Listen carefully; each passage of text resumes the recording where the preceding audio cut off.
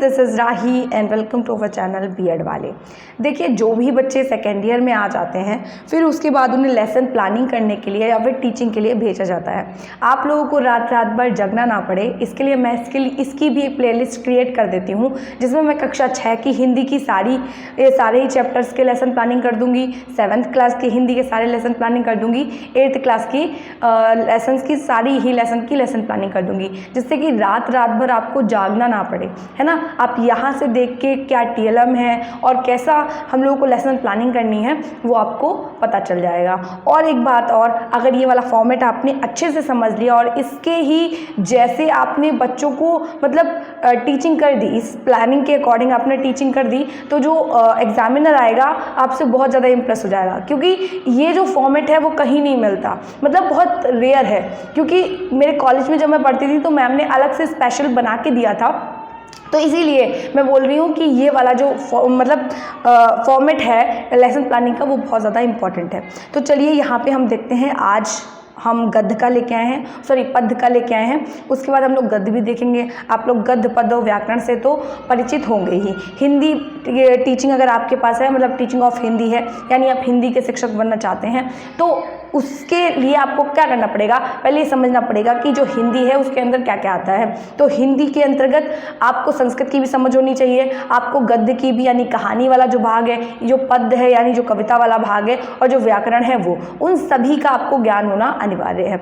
क्योंकि अगर आपको एक बार के लिए संस्कृत का ज्ञान नहीं होगा तब भी आपको गद्य पद्य और व्याकरण का ज्ञान होना अत्यंत ज़रूरी है। तो चलिए, इतनी कहानी अब हमने देख ली है। अगर कुछ भी समझ में ना आए तो कमेंट सेक्शन में बताइएगा। वीडियो अच्छी लगे तो वीडियो को लाइक ज़रूर कीजिएगा। तो देखिए, यहाँ पे हम देख रहे हैं चिरमान, हिंदी हमने लिया है, ठीक है। यहाँ पे आप डेट डालेंगे। अभी मैंने रिसेंट में इसको बनाया है ताकि मतलब पुराना वाला कोई सिस्टम ना रहे, जिससे कि आप लोगों को अच्छे से चीज़ें समझ में आए। कालांश में आपको पीरियड डालना है कि आपके जो टीचिंग, यानी आप कब टीचिंग करने गए, कौन से पीरियड में टीचिंग करने गए वो पड़ेगा। और समय अवधि का मतलब आपको 35 मिनट्स में अपना गृह कार्य पूरा करके क्लास से बाहर आ जाना, यानी कक्षा के बाहर आ जाना है, ठीक है।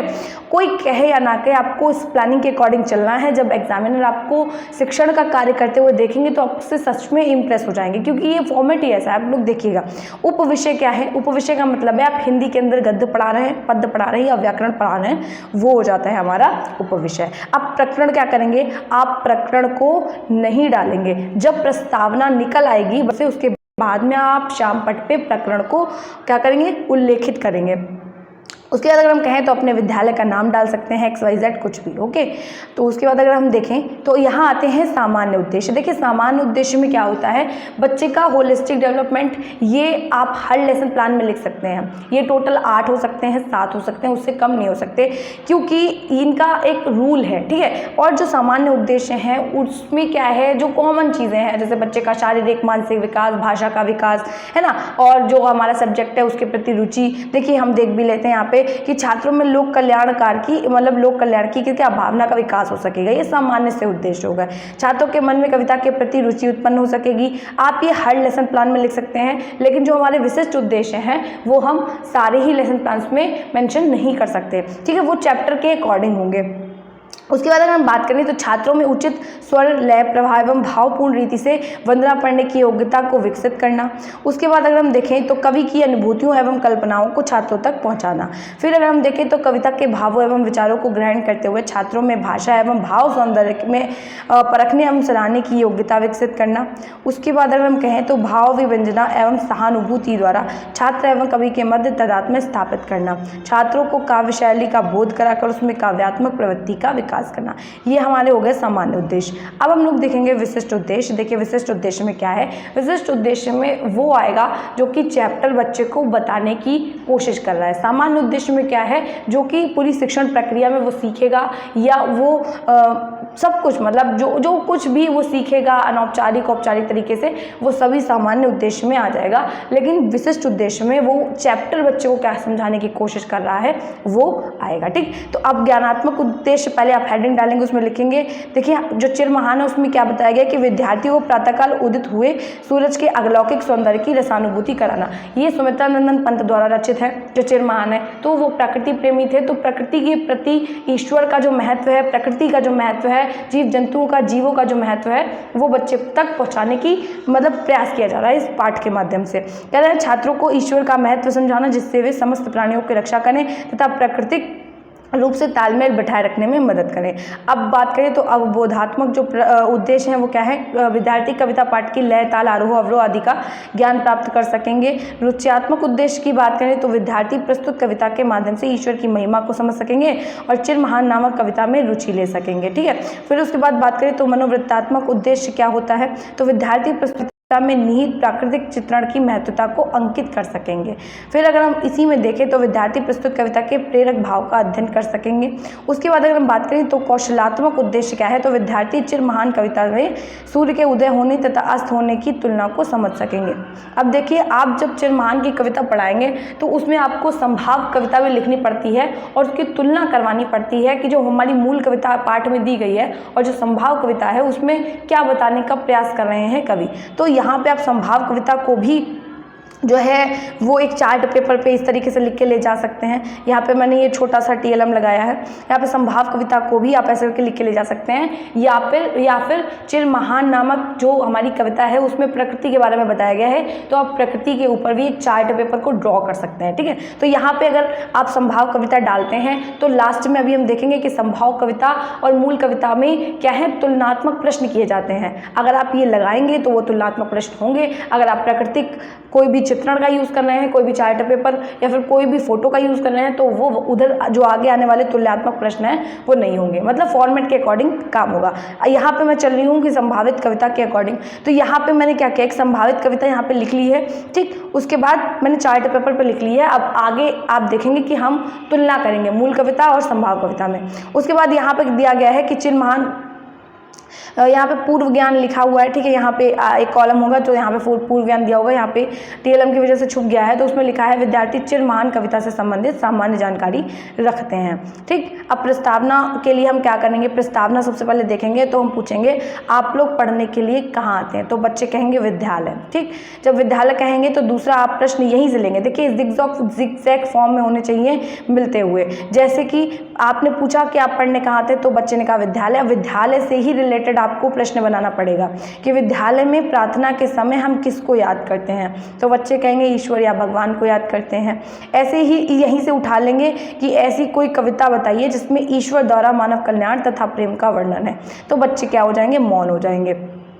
फिर आपको बिल्कुल बच्चों की आंखों में आंखें डाल के, मतलब वहीं पूरे फ्रंट में खड़े होके बोलना है। ये नहीं आप टर्न करने लगे फिर आपने श्याम पट्ट पे लिखते टाइम बोल दिया, बिल्कुल नहीं। पहले आप बच्चों को उनके उद्देश्य से परिचित करवाएंगे, बिल्कुल फ्रंट में खड़े हो जाएंगे एक भाषा शिक्षक के होने के अकॉर्डिंग, और बिल्कुल आंखों में आंखें डाल के प्रत्येक बच्चे को समझते हुए, अपने भाव को दिखाते हुए, दर्शाते हुए आप कहेंगे कि ऐसी ही एक कविता चिर महान है जो कि सुमित्रा नंदन पंत द्वारा रचित है। बच्चों, आज हम उसका अध्ययन करेंगे। और फिर आप टर्न करेंगे और ब्लैक बोर्ड पे जो हमने पहले प्रकरण जो है वो छोड़ रखा था, उस प्रकरण को फिल करेंगे चिर महान से।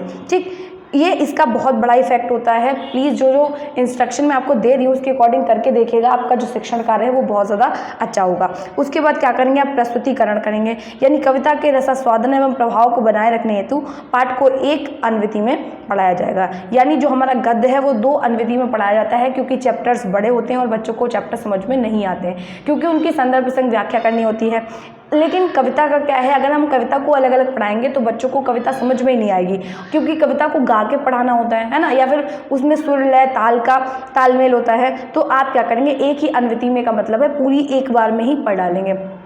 तो क्या होगा, सबसे पहले यहाँ पे उद्देश्य संकेत देखिए आएगा, आ रहा है कि सुनकर अर्थ एवं भाव ग्रहण करना, क्योंकि सबसे पहले अध्यापक क्या करेगा, आदर्श पाठ करेगा और छात्र क्या करेंगे, ध्यानपूर्वक सुनेंगे। तो सबसे पहले आप क्या करेंगे, अपनी पुस्तक को उठाएंगे, और पुस्तक को पकड़ने का भी एक ढंग होता है, उसको भी मैं एक वीडियो में बताऊंगी कि आपको किताब कैसे पकड़नी चाहिए क्लासरूम में। ठीक है, जिससे कि आप अगर ठीक से पकड़ेंगे तो बच्चों में भी वही आदत डेवलप हो जाएगी, क्योंकि बच्चे तो आपको एज अ टीचर या फिर रोल मॉडल समझ रहे हैं ना, ना। तो आप जिस तरीके से जो भी एक्टिविटी करेंगे बच्चा जस्ट वैसा ही करेगा, तो आपका जो किताब पकड़ने का ढंग है वो भी एक अलग तरीके का होता है। तो यहाँ पे अगर हम आदर्श पाठ की बात करें तो अध्यापक द्वारा संपूर्ण कविता का शुद्धता एवं आरोह अवरोह पूर्वक भावानुरूप शाश्वत पाठ किया जाएगा। उस समय बच्चे क्या करेंगे, छात्र छात्राएं ध्यानपूर्वक सुनेंगे और आप फिर पढ़ना शुरू करेंगे कि जग जीवन में जो चिर महान सौंदर्य पूर्ण और सत्य प्राण, मैं उसका प्रेमी बनूं नाथ जो हो मानव के हित समान, जिससे जीवन में मिले शक्ति छूटे भय संशय अंधभक्ति,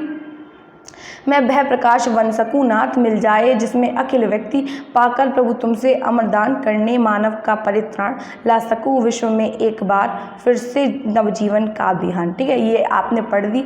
फिर क्या होगा, पढ़कर अर्थ एवं भाव ग्रहण करना। इसमें क्या करेंगे, आप बच्चों से पढ़वाएंगे। पहले आप पूरा खुद पढ़ लेंगे, फिर कक्षा में सारे बच्चों से नहीं, किसी रैंडमली किसी बच्चे को उठा लिया और कहा चलो तुम पढ़ के बताओ। तो बच्चे क्या करेंगे, कालगत भावों का रसास्वादन करने के लिए कविता का अनुकरण पाठ कुछ छात्र छात्राओं से करवाया जाएगा। छात्र अध्यापक या फिर अध्यापिका जो भी है छात्र छात्राओं के अशुद्ध उच्चारण को शुद्ध करेगा, लेकिन उच्चारण शुद्धि की अपेक्षा लय ताल अवरोह पर विशेष बल देगा। मतलब पद में गलतियों पर उतना ध्यान नहीं दिया जाता, लेकिन किस तरीके से उतार चढ़ाव आ रहा है उस पर विशेष ध्यान देकर उनके जो अनुकरण में जो भी गलतियाँ लगी है, कोई शब्द नहीं पढ़ पा रहा है तो आप उनको सुधार और उस यहाँ पे जो छात्र छात्राएं हैं उचित स्वर और आरोह अवरोह के साथ जो पद्य का पाठ है वो करेंगे। उसके बाद आप कविता जब पूरी पढ़ चुके हैं, अपने बच्चों से पढ़वा लिया, उसके बाद केंद्रीय भाव ग्रहण जो प्रश्न है वो आप उनसे करेंगे। तो यहाँ पे क्या है कि कवि कविता के माध्यम से ईश्वर से क्या प्रार्थना कर रहा है, तो यहाँ पे बच्चे क्या करेंगे, उत्तर देंगे। कैसे, अपने मतलब समझ के अकॉर्डिंग कि उन्हें क्या कविता में समझ आया, क्योंकि उन्हें भावार्थ तो अभी समझ नहीं आया है, तो वो अपने बोध के आधार पर इन प्रश्नों का उत्तर देंगे। फिर आप पूछेंगे कि कविता में कवि किन लोगों से प्रेम करने के विषय में बता रहा है, तो ये भी बच्चे अपने भाव के आधार पर बताएंगे। उसके बाद कविता में कुछ कठिन शब्द आए हैं, तो आप क्या करेंगे, शब्दों के अर्थ द्वारा बोध, ये ब्लैक बोर्ड पर लिखना है। आप चाहें तो किताब का सहारा ले सकते हैं, लेकिन हो सके तो ये आपको कुछ याद करके जाने पड़ेंगे, स्मरण करना पड़ेगा, आपको स्मृति में रखना पड़ेगा, जिससे कि आपका जो इम्प्रेशन है वो अच्छा पड़े बच्चों पे। ठीक है, तो आप बुक को साइड में रख देंगे और खुद से बोर्ड पे लिखने का प्रयास करेंगे। यहाँ पे आप ब्लैक कलर का चिपका सकते हैं, वाइट कलर का चिपका सकते हैं, ठीक है, उस पर लिख सकते हैं। तो यहाँ पे कुछ कठिन वर्ड आए, जैसे जग जीवन का क्या मतलब होता है, तो संसार के लोगों का जीवन। सत्य प्राण का क्या मतलब होता है, जिसका हृदय सत्य से भरा हो। अखिल का मतलब क्या होता है, सारा। परित्राण का मतलब होता है पूर्ण रक्षा। विहान का मतलब होता है प्रातःकाल। फिर होता है चिरमान का मतलब होता है सदैव या बड़ा। उसके बाद जब आप ये ब्लैक बोर्ड पर लिख देंगे, उसके बाद आपका कार्य होगा लेखन एवं निरीक्षण का। बच्चे जब लिख रहे होंगे तो आप क्या करेंगे, कक्षा जो अध्यापक हैं वो छात्र छात्राओं को श्याम पट्ट पर लिखे गए अर्थ को अपनी पाठ्य पुस्तक में उतारने के लिए कहेंगे, आदेश देंगे, और अध्यापक द्वारा कक्षा का निरीक्षण किया जाएगा। श्याम पट्ट पे जो भी शब्द अर्थ लिखे हुए हैं वो आप बच्चों से लिखने के लिए कह देंगे। उसके बाद क्या होगा, खुद से कक्षा में निरीक्षण करेंगे, देखेंगे कि बच्चे लिख भी रहे हैं कि नहीं लिख रहे हैं, क्योंकि कुछ बच्चे स्पेशली जो गवर्नमेंट स्कूल के बच्चे होते हैं वो बहुत ज़्यादा नालायक होते हैं। मतलब एक कहने की बात है, क्योंकि टीचर्स ऑलरेडी उन पर ध्यान नहीं दे पाते हैं। तो जब एक आप पढ़ाने जाएंगे या टीचिंग करने जाएंगे तो आप उनको देखिए और उनको समझाने का प्रयास कीजिए, वो समझेंगे, क्योंकि वो एक बच्चे हैं, जैसा आप उनको समझाएंगे वो वैसा समझेंगे और रुचि भी लेंगे पढ़ने में। तो आप क्या करेंगे, कक्षा में निरीक्षण करके देखिए, ताकि उनमें थोड़ा सा ये भय बना रहे कि अगर हम पढ़ाई नहीं करेंगे या फिर लिखेंगे नहीं तो टीचर देख सकता है या फिर काम को चेक कर सकता है। उसके बाद अगर हम बात करें तो फिर से हम जो कविता पूरी पढ़ चुके हैं, कविता के भाव पूर्ण स्थलों का स्पष्टीकरण कर भावानुभूति करना, यानी हम कह सकते हैं भाव विश्लेषण। अध्यापक कविता के एक एक पद को पुनः पाठ करेगा। आप शब्दार्थ लिखने के बाद, निरीक्षण करने के बाद आप क्या करेंगे, दोबारा से उस कविता को पढ़ेंगे और दोबारा से उस कविता के एक एक पद को पढ़ेंगे। भाई पूरी कविता एक बार में तो आप बच्चे को समझा नहीं पाएंगे कि उसका भावार्थ क्या है, तो कविता की 4-4 पंक्तियों को आप फिर से पढ़ना शुरू करेंगे और उनका भावार्थ बताएंगे। छात्र छात्राएं भाव विश्लेषण के प्रश्नों पर उत्तर देकर कविता की भावानुभूति करेंगे। इसके अतिरिक्त उन्हें विषय वस्तु का ज्ञान भी प्राप्त हो सकेगा। अब देखिए सलाजा और समीक्षा की योग्यता प्राप्त करना, शिक्षक क्या करेगा, स्पष्ट करेगा और यथा जो कविता है, जो संभावी कविता है उसमें भी तुलना व्यक्त करेगा। अब पहला वाला स्टैंजा क्या था, जग जीवन में अखिल व्यक्ति तक, ठीक, तो पहला वाला स्टैंजा ये है। तो पहले वाले स्टैंजे को आप पढ़ेंगे, उसके ऊपर आप पहले प्रश्न कर लेंगे कि इस वाले स्टैंजे में आपको क्या समझ में आया। तो आप प्रश्न करेंगे कि कविता में अखिल व्यक्ति से क्या तात्पर्य है, ठीक, तो बच्चे ऐसे ही उत्तर देंगे। फिर आप पूछेंगे कविता के माध्यम से कवि जीवन में किन किन शक्तियों का समावेश चाहता है। इसके आधार पर भी भाव, सौंदर्य एवं समीक्षा के प्रश्न से समीक्षात्मक प्रवृत्ति का विकास होगा। बच्चे कुछ भी बताने का प्रयास करेंगे, आप उनको प्रोत्साहित करेंगे और थोड़ा बहुत जो भी बताएंगे उसको बताने के बाद में आप बच्चों को नीचे बैठा देंगे और फिर अपने अनुसार व्याख्या देने का शुरू करेंगे। ठीक है, पहले कुछ प्रश्न कर लिए, बच्चों ने जैसा बताया तो ठीक बताया, गलत बताया तो उनको बता देंगे कि आप बैठिए, मैं आपको अच्छे से बताता हूँ कि हे प्रभु, मैं उस व्यक्ति से प्रेम कर सकूँ जिसका संपूर्ण जीवन महान रहा है तथा लोक कल्याण में निहित रहा है, जो मानव कल्याण में लगा रहता है। मेरे जीवन में प्रभु ऐसा ज्ञान का प्रकाश भर दो जिससे मन से डर एवं संदेह और बिना सोचे समझे किसी के पीछे चलने की आदत छूट जाए। मैं संसार के सभी व्यक्तियों के साथ हिल मिलकर रह सकूं। ये वाला पहला पद्यांश खत्म हो गया। उसके बाद फिर से आप क्या करेंगे, 4 पंक्तियों को पढ़ेंगे, पाकर काव्यहीन तक जो भी पंक्तियाँ रही हैं उनको पढ़ेंगे, फिर से उसी से रिलेटेड प्रश्न करेंगे। इन प्रश्नों के उत्तर अगर बच्चे नहीं भी दे पाते हैं तब भी कोई परेशानी नहीं है, लेकिन उनके बोध को जगाने के लिए, उनकी अभिव्यक्ति की जो कौशल है उसको जगाने के लिए आपको प्रश्न करते रहना है, ताकि बच्चे का एक्टिवेशन मतलब सक्रियता उसकी बनी रहे, उसको इंटरेस्ट आता रहे कि सर जी हमसे भी कुछ पूछना है, केवल आप ही ना बोलते रहें, क्योंकि बच्चे का भी पार्टिसिपेशन होना बहुत ज़्यादा ज़रूरी है। तो आप पूछेंगे दूसरी पंक्ति की जब 4 आप पढ़ेंगे तो उसमें आप पूछेंगे कि कवि मानव कल्याण के लिए उसकी किस भावना को प्रकट कर रहा है। तो बच्चे बताएंगे आधार पे, अपने बोध के आधार पे कविता में कवि का उद्देश्य क्या है। तो फिर आप जो भी बच्चे बता पाएंगे उनको प्रोत्साहित करेंगे एंड देन आप फिर से कहेंगे बैठ जाइए, मैं आपको अच्छे से एक्सप्लेनेशन देता हूँ। तो कवि मानव कल्याण करने की अपनी इच्छा को प्रकट करते हुए कहता है, जब आप अपनी कृपा दृष्टि मुझ पर या हम सब पर करेंगे तो हे प्रभु, आपसे ज्ञान का प्रकाश प्राप्त करके मैं संसार के प्राणियों की रक्षा करते हुए उनको नए जीवन में जागृति का संदेश दूंगा। और अंतिम पंक्ति का भाव कि जिस प्रकार प्रातःकाल एक नया दिन होता है उसी प्रकार संसार में नवजीवन का सवेरा ला सकूं, अर्थात संसार में नवीन प्रगति आ सके। तो ये वाले क्या था, हमने पूरी कविता को बता दिया। कितनी 8 पंक्ति थी, तो 8 पंक्तियों को हमने 4-4 करके अलग अलग करके बच्चों को अच्छे से भावार्थ समझा दिया, उनके प्रश्नों को भी लिया। उसके बाद हमने शुरुआत में देखा था ये संभाव की कविता आपको लिखनी पड़ती है, जो कि मूल कविता यानी जो पाठ में दी गई है उस कविता से थोड़ी मिलती जुलती हो, दोनों का भाव लगभग सेम हो। ठीक है, और अगर आप वहाँ पे किसी प्राकृतिक चित्रण का, हमने सहायक सामग्री में देखा था पहले, अगर आप किसी प्राकृतिक चित्रण का प्रयोग करते हैं तो फिर यहाँ पे संभाव कविता नहीं लिखी जाएगी।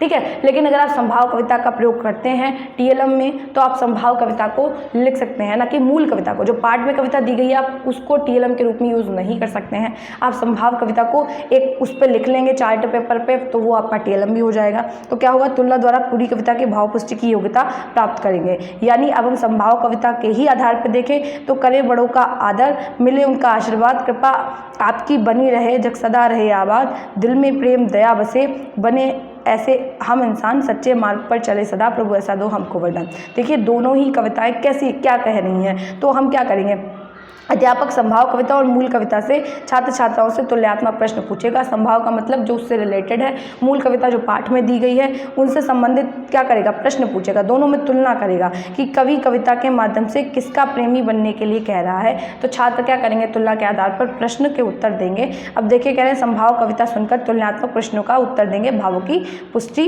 करेंगे। उसके बाद दूसरा प्रश्न करेंगे कि मूल कविता और संभाव कविता में किस विषय को अधिक महत्व दिया गया है। आदर करने के लिए प्राणियों की जो भी मतलब उनको समझ में आएगा, आपने जो भी व्याख्या के माध्यम से बच्चों को बताया होगा, तो बच्चे अपने बोध स्तर के हिसाब से उत्तर देंगे। और अगर आपने अच्छा शिक्षण का कार्य किया है, अच्छे से एक्सप्लेनेशन दिया है, तो बच्चे उत्तर देंगे, ऐसा होता है। फिर लास्ट में आप क्या करेंगे, बच्चों को मौन वाचन करने के लिए देंगे। ठीक, उसके बाद आप पुनरावृत्ति प्रश्न करेंगे कि ज्ञान के प्रकाश द्वारा कवि किन किन चीज़ों से छुटकारा मांग रहा है। फिर दूसरा प्रश्न करेंगे कि इंसानों के प्रति हमारा क्या व्यवहार होना चाहिए। फिर तीसरा होगा कि इस कविता से हमें क्या शिक्षा मिलती है। एंड देन सबसे लास्ट वाला जो हमारा भाग आता है वो है भाषा साहित्य में रुचि यानी गृह कार्य। तो मूल कविता का भावार्थ लिखिए। तो मूल कविता का जो भावार्थ है उसको घर से लिख के लाने के लिए कहिए, यही उनका गृह कार्य हो जाएगा। और ये सारी जो प्रोसेस है, जो प्रक्रिया है, वो आपको 35 मिनट में पूरी करनी है। और जितना हो सके उतना पोलाइट रहिए और बच्चों को अच्छे से देने की कोशिश कीजिए। इस भाव में, इस स्थिति से बिल्कुल मत जाइए कि आपको नंबर मिलेंगे या क्या होगा। बस आप अपनी शिद्दत और अपने अंदर जो आत्मविश्वास है उसको संभाले रखिए, क्योंकि अक्सर लोग छोटे बच्चों को भी हैंडल नहीं कर पाते। मैंने कई दफ़ा देखा, जब मैं जाती थी तो कई लोग मेरे साथ के थे, वो अच्छे से एक्सप्लेनेशन नहीं दे पाते थे या फिर उन्हें नर्वसनेस बहुत ज़्यादा हो जाती थी, वो बच्चों को देख के डर जाते थे। आप एज अ टीचर जा रहे हैं, बच्चे आप उनको बोलेंगे वो वही मानेंगे। तो हो सके तो इतना अच्छा शिक्षण का कार्य कीजिए कि आप उनको कुछ सिखा पाएँ, क्योंकि गवर्नमेंट कॉलेज में वैसे ही बच्चे पढ़ने आते हैं जो मतलब बहुत ज़्यादा गरीब होते हैं। तो ऐसे बच्चों का भला हो पाए तो आप लोग क्या करें, एक टीचर होने के नाते आपका एक कर्तव्य बनता है कि आप एक अच्छा कार्य कर पाएँ, अच्छे से बच्चों को दे पाएँ। मैं कोशिश करूँगी कि मैं अच्छे से अच्छा कंटेंट आपको दे सकूँ। अगर वीडियो अच्छी लगे तो वीडियो को लाइक कीजिएगा, चैनल को सब्सक्राइब कीजिएगा। आगे आने वाले टाइम में इस चैनल पे आपको बहुत कुछ मिलने वाला है। इसी तरीके की वीडियोज़ के लिए चैनल को प्लीज़ सब्सक्राइब कर लीजिएगा। मिलते हैं नेक्स्ट वीडियो में, तब तक के लिए जय हिंद।